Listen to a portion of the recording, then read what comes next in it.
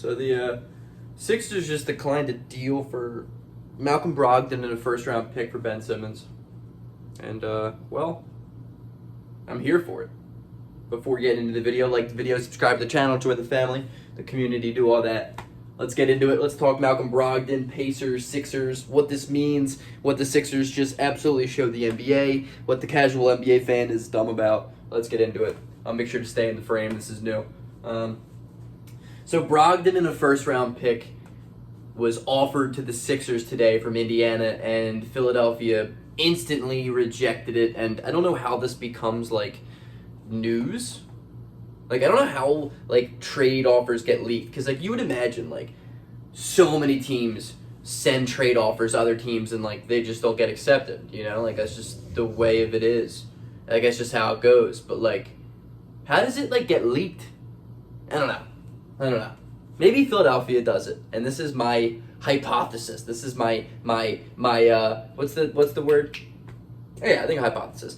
The Sixers leaked this for specific reasons. I think Indiana sends them this deal. I think the Sixers publicly decline to show the rest of the NBA what the Philadelphia 76ers and I think what the rest of the NBA will start to value Ben Simmons at again. The casual NBA fan probably looks at this deal and says, oh my God, you got to take that trade. How do you not take that trade? It's Malcolm Brogdon. He's actually a point guard. He shoots 39% from three. It's a first-round pick. But Ben Simmons is worth more than Malcolm Brogdon, the first-round pick. Here's why. Malcolm Brogdon is a good basketball player, right? He's a good basketball player. But as a Sixers standpoint, you don't... How do I want to say this? You don't throw away size, potential, defensive ability, and a better playmaker just because a guy who you're receiving shoots better. You don't do that. Also, an unprotected first-round pick is, like, all great and all, but, like, that team with Ben Simmons, Karis LeVert, and Domantas Sabonis, though probably extremely clunky and just weird, is probably around a 9 or an 8 seed in the Eastern Conference. And, like, I don't want that first-round pick, right? I really think Philadelphia shows the rest of the NBA that the Indiana Pacers massively devalue Ben Simmons, and Ben Simmons is worth more. I also just made a video earlier today saying Daryl Morey will not trade a better player, Ben Simmons, for a worse player, and that's exactly what he did here. He's not trading Ben Simmons, a better player than Malcolm Brogdon, for Malcolm Brogdon, a worse player than Ben Simmons. It's not happening. I understand that the pick and roll between Brogdon and Embiid is obviously going to be better than the Ben Simmons Embiid pick and roll, but it's so much more than that. It is so much more than that. It's more than that because Malcolm Brogdon is not nearly as good of a defender, is not as good of a playmaker, and is not a primary guy.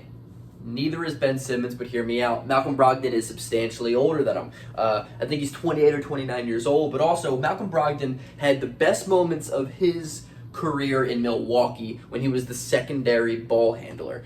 In Indiana, while being more of a primary focus for a team, I keep hitting my foot on that. While being a primary focus on a team, he has not been as good. He's also not really healthy often, and like Ben Simmons usually is.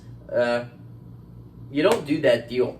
I think for pretty obvious reasons too. If I hit my foot on this one more time, I'm gonna freak out. You don't make this deal, and it's a simple deal not to make. And I don't want to hear casual fans saying, "Oh, Philadelphia just threw away the best opportunity they have." Daryl Morey knows what he's doing, right? And Philadelphia knows what they're doing, right? And I just genuinely believe the Sixers want that Damian Lillard, and they're gonna do everything they can to get Damian Lillard because they lost out on James Harden, and Daryl Morey realizes the window is now. Malcolm Brogdon's not doing that. Malcolm Brogdon's not going to be the guy. Malcolm Brogdon's not going to be the dude to be the second best player on a championship team. That's not happening. Though I like the fact that Brogdon can at least shoot the free ball, and he's a 95% free throw shooter. Literally the polar opposite of Ben Simmons. No. Simply no.